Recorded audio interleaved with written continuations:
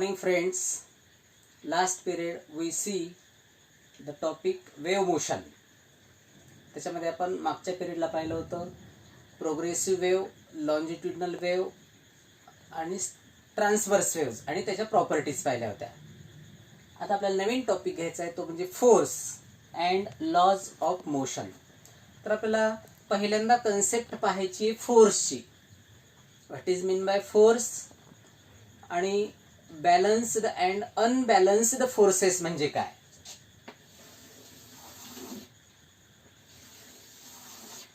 पहिल्यांदा आपल्याला कन्सेप्ट पाहायचा आहे फोर्स. आता फोर्स हा कन्सेप्ट पाहताना आपल्याला general we have common experience that आपल्याला आपल्या एव्हरीडे लाईफमध्ये कॉमन एक्सपिरियन्स आहे. एखादा ऑब्जेक्ट रेस्ट पोझिशनमध्ये असेल, हा ऑब्जेक्ट रेस्ट पोझिशनमध्ये आहे आणि तो object we have to set into motion. त्या ऑब्जेक्टला आपल्याला मोशनमध्ये आणायचं आहे. किंवा एखादा ऑब्जेक्ट मोशनमध्ये आहे आणि त्या ऑब्जेक्टला आपल्याला स्टॉप करायचं आहे. इन बोथ द केसेस, या दोनही केसेसमध्ये आपल्याला मस्क्युलर इफेक्ट्स अप्लाय करावे लागतात. काय अप्लाय करावे लागतात? Muscular effects. आणि ते मस्क्युलर इफेक्ट्स कोणते आहेत? That muscular effects are to push or pull the body. म्हणजे पहा, एखादा ऑब्जेक्ट रेस्ट पोझिशन मधून आपल्याला जर मोशन मध्ये आणायचं असेल किंवा एखादा मोशन मधला ऑब्जेक्ट असेल, म्हणजे एखादा जर सायकल चालवत असेल म्हणजे ती सायकल मोशन मध्ये आहे. मोशन किंवा आपल्याला रेस्ट पोझिशन मध्ये सायकल आहे, ती सायकल आपल्याला जर मोशन मध्ये आणायची असेल तर आपल्याला त्या सायकलचं पॅडल आपल्याला पायाने पुश करावं लागेल, तर ती मोशन मध्ये येईल.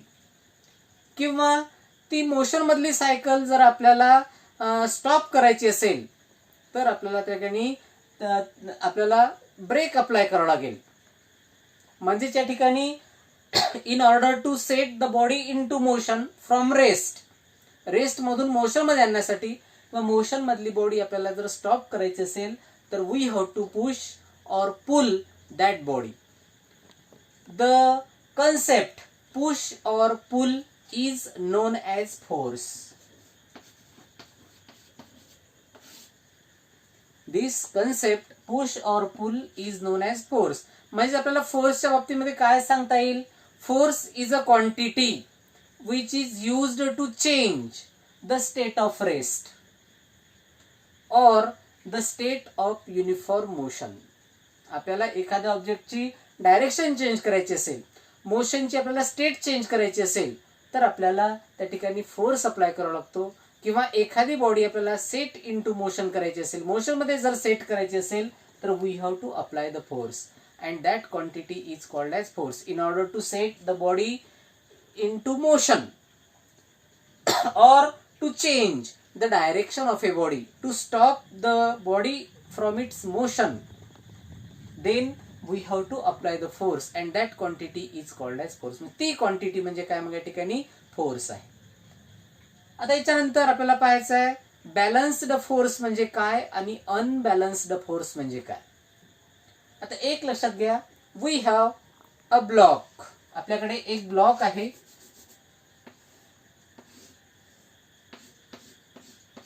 which is kept in on a smooth surface. म्हणजे आपल्याला पाहायचं आहे बॅलन्स्ड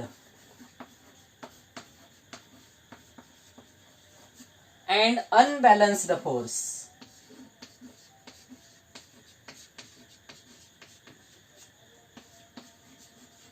बॅलन्स्ड आणि अनबॅलन्स्ड फोर्स म्हणजे काय पाहायचं आपल्याला. आपल्याकडे एक ब्लॉक आहे, त्या ब्लॉकला आपण 2 स्ट्रिंग्स टाय केलेले आहेत, बांधलेले आहेत एक्स अँड वाय. ह्या ब्लॉकला आपण 2 स्ट्रिंग्स या ठिकाणी टाय केलेले आहेत, बांधलेले आहेत. आता if we pull the string x by applying a force, if we pull the string towards right by applying a force, it is found that the block will be moved towards right. Block हा right कडे ओढल्या जाईल. On the other hand, if we apply the force on the string y and pull it towards left आणि आपण त्याला left कडे जर ओढलं तर that block will be moved towards left. ठीक आहे. x या स्ट्रिंग वर पुल एक्झर्ट केला तर तो ब्लॉक राईट कडे जाईल.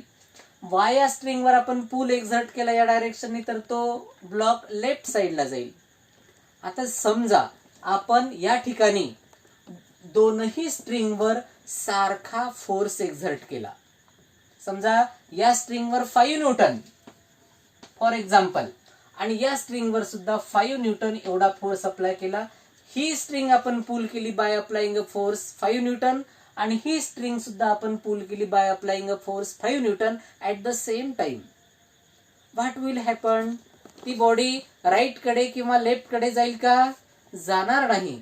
ती बॉडी त्या ठिकाणी रेस्ट पोझिशन मध्येच राहील. And such type of force is called as balanced force. The force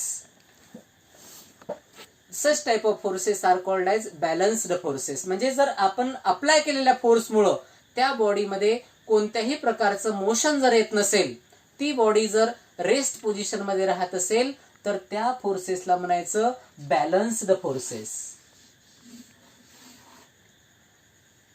आता नाव आपण x या स्ट्रिंग वर 5 न्यूटन एवढा फोर्स एक्झर्ट केला. आपण या x ही स्ट्रिंग 5 न्यूटन एवढा फोर्स अप्लाय करून पुल केली आणि y स्ट्रिंग ही 3 न्यूटन एवढा फोर्स एक्झर्ट करून पुल केली ऍट द सेम टाइम. या स्ट्रिंग वर 5 न्यूटन आणि या स्ट्रिंग वर 3 न्यूटन एवढा फोर्स अप्लाय केला at the same time. It is found that the block will be moved towards larger force. हा ब्लॉक लार्जर फोर्स कडे पुल केला जाईल कारण या ठिकाणी हा 3 न्यूटन आणि इकडचा 3 न्यूटन बॅलन्स होईल आणि अनबॅलन्स्ड फोर्स जो आहे तो 2 न्यूटन या ठिकाणी ऍक्ट होईल. म्हणजेच या ठिकाणी these two forces are called as unbalanced force. या दोन फोर्सेसला आपण कोणते फोर्स म्हणू? Unbalanced force. जर दोन फोर्सेसची मॅग्निट्यूड आणि डायरेक्शन जर सारखी राहत नसेल तर अशा फोर्सेसला आपण कोणते फोर्स म्हणू? Balanced forces. परंतु जर आपण दिलेल्या बॉडीवर कितीही फोर्स अप्लाय केले आणि ती बॉडी जर त्या ठिकाणी रेस्ट पोझिशन मध्ये जर राहत असेल तर ते सगळे फोर्सेस म्हणजे कोणते फोर्स आहेत? मग त्या ठिकाणी बॅलन्स्ड फोर्सेस. परंतु जर दोन फोर्सेसची मॅग्निट्यूड सारखी राहत नसेल तर अशा फोर्सेसला कोणते फोर्सेस म्हणायचं? Unbalanced forces. म्हणजे आपण पाहिल्या ठिकाणी फोर्स, बॅलन्स्ड फोर्स म्हणजे काय आणि अनबॅलन्स्ड फोर्स म्हणजे काय. आता पाहायचं आपल्याला या ठिकाणी the concept of force was well explain by Newton in his first law. Now we have to state the Newton's laws of motion. न्यूटननी 3 लॉज पुट फॉरवर्ड केले. 3 लॉज सांगितलेले आहेत अबाउट मोशन. त्यापैकी पहिला लॉ आहे तो म्हणजे Newton's first law and that Newton's first law is known as the law of inertia. तर बघू आपण या ठिकाणी न्यूटननं त्याच्या फर्स्ट लॉ मध्ये काय सांगितलं. Newton's first law.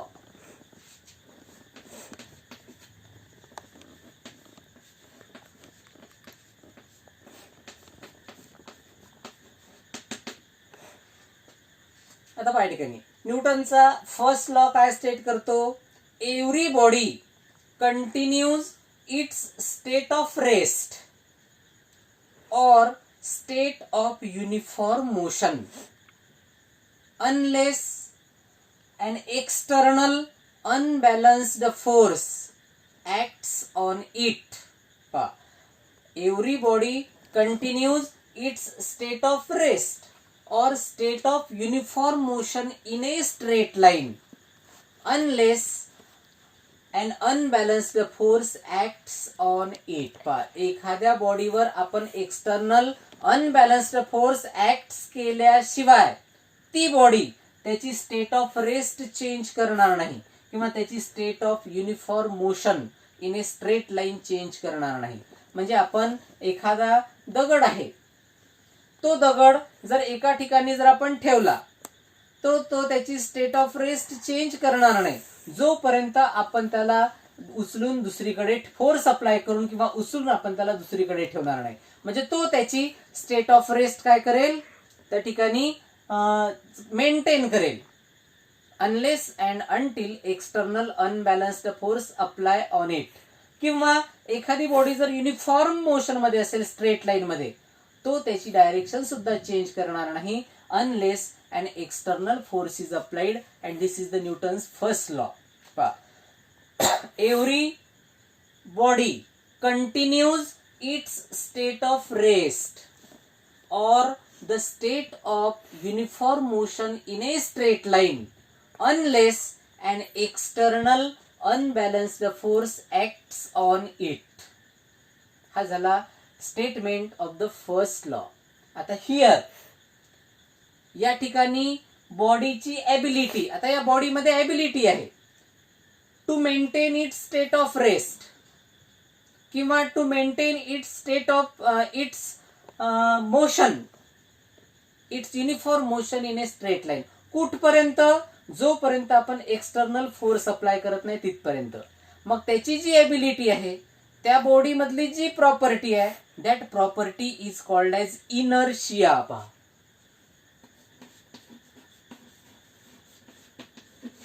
आता इनर्शिया म्हणजे काय, the tendency of a body, the ability of a body किंवा the property in a body. त्या बॉडीची टेंडन्सी किंवा त्या बॉडीची एबिलिटी किंवा त्या बॉडीची त्या ठिकाणी टेंडन्सी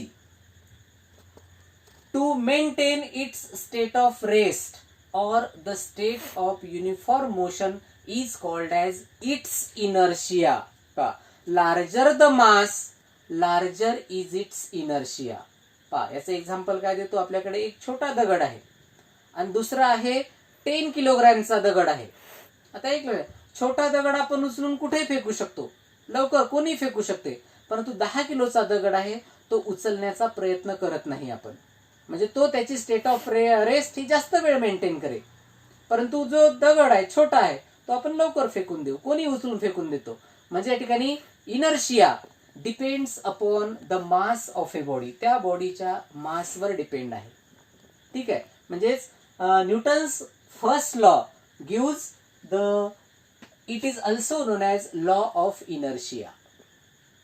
ठीक आहे, इनर्शिया म्हणजे काय, the tendency of a body, the ability of a body, the property of a body by virtue of which, की ज्या प्रॉपर्टीमुळं, ज्या टेंडन्सीमुळं it maintains is state of rest, तो त्याची स्टेट ऑफ रेस्ट मेंटेन करतो किंवा तो त्याची uniform motion in a straight line काय करतो, मेंटेन करतो. आणि त्या प्रॉपर्टीला म्हणायचं त्याचा इनर्शिया. लक्षात घ्या, Newton's first law, it is also known as law of inertia. हा झाला न्यूटन्स फर्स्ट लॉ. आता याच्यानंतर पाहायचं आपल्याला न्यूटन्स सेकंड लॉ.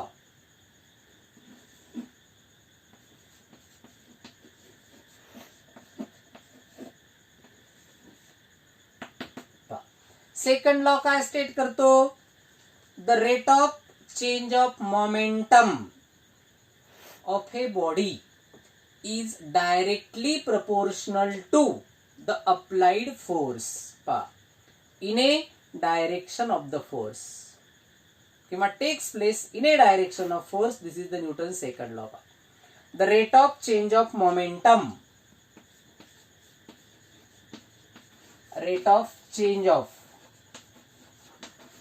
momentum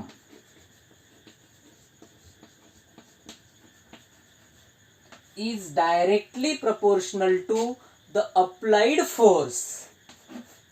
हे डायरेक्टली प्रोपोर्शनलचं साइन आहे. It is directly proportional to applied force and takes place in a direction of force. तर आता याच्यामध्ये तुम्हाला पहिल्यांदा पाहायचं मोमेंटम म्हणजे काय. पहा, momentum is the product of mass and velocity. कशाचं मोमेंटम म्हणजे काय, it is the product of mass and velocity. Mass आणि व्हेलॉसिटीचा प्रॉडक्ट म्हणजे या ठिकाणी मोमेंटम. आता या ठिकाणी rate of change of momentum म्हणजे change of momentum with respect to time. आता momentum is noted by P, म्हणजे चेंज इन मोमेंटम समजा इनिशियल मोमेंटम असेल P1 आणि फायनल मोमेंटम असेल P2 आणि P1 हे मोमेंटम P2 पर्यंत मध्ये चेंज होण्यासाठी टी एवढा जर टाइम लागत असेल तर चेंज इन मोमेंटम म्हणजे P2 minus P1 upon t is directly proportional to F. आता ठिकाणी इनिशियल मोमेंटम म्हणजे product of mass and initial velocity u. Final momentum म्हणजे या ठिकाणी product of mass and final velocity v, म्हणजे आपल्याला मिळेल m v minus m u upon t is equal to f. Here the proportionality constant k is taken as 1. Therefore we can write f is equal to m common v minus u upon t. Means we get f is equal to m common v minus u upon t. And this is the change in velocity v minus u म्हणजे final velocity minus initial velocity, final speed minus initial speed with respect to time, and that is called as acceleration. Initial velocity आपण change करत आहोत with respect to time, that is called as acceleration of a body. Means we get f is equal to m आणि v minus u upon t च्या ऐवजी a म्हणजे f is equal to ma. This is the equation of the second law of motion. म्हणजे second law of motion काय सांगतो? The rate of change of momentum is directly proportional to the applied force and takes place in a direction of force. आणि हा rate of change of momentum कोणत्या डायरेक्शनने act होतो? ज्या डायरेक्शनने आपण force apply केला त्याच डायरेक्शनने बॉडीला मोमेंटम मिळेल. काय मिळेल? मोमेंटम मिळेल, पुश मिळेल. ठीक आहे, म्हणजे rate of change of momentum म्हणजे final momentum minus initial momentum upon T which is directly proportional to the applied force F. Momentum is the product of mass and velocity. Mass and initial velocity म्हणजे P1 initial momentum, mass and final velocity म्हणजे final momentum P2 and time t. और we can write here m is common v minus u upon t. इथे m common निघेल, आपल्याला v minus u upon t, और we can write m into v minus u upon t. v minus u upon t म्हणजे change in velocity with respect to time, and the rate of change of velocity with respect to time is called as acceleration. म्हणजेच f is equal to ma is the equation of the Newton's second law of motion. आणि Newton's third law,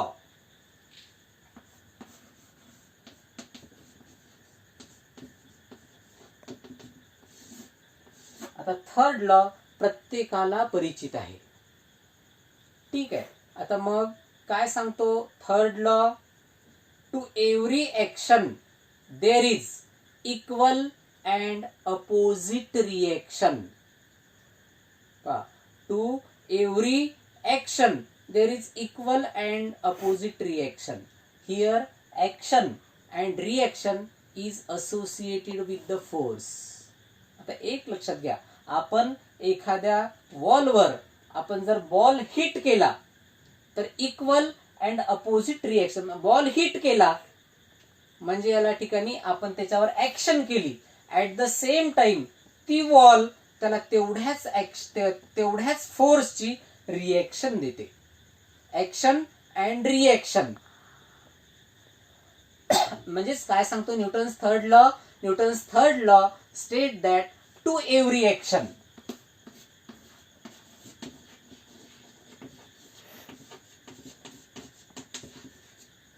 there is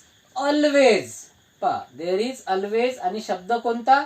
equal and opposite reaction. जेवढी action आहे त्याच्या equal आणि opposite reaction मिळते. And that is the Newton's third law. To every action there is equal and opposite, equal and opposite reaction.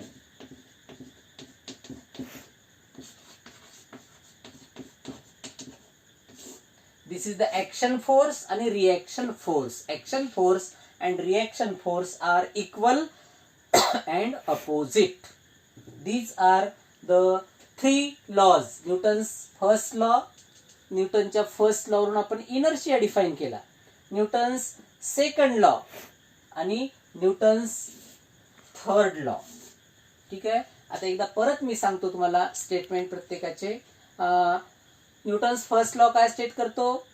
Every body continues its state of rest or state of uniform motion in a straight line unless it is acted upon by an external unbalanced force. आणि मग त्या बॉडीची property, तिची tendency, तिची ability to maintain it state of rest और state of uniform motion, that property is called as inertia. त्याच्यानंतर Newton second law. Second law काय सांगतो? Rate of change of momentum of a body is directly proportional to applied force and takes place in a direction of force. ठीक आहे. हे झालं न्यूटनचा second law आणि त्याचं equation F is equal to ma. Third law आहे to every action there is equal and opposite reaction. these are the three laws given by the scientist Newton. ठीक आहे. जो काही रेस्ट पार्ट आहे, राहिलेला part आहे, आपण तो पुढच्या पिरियडला बघू. तोपर्यंत थँक्यू.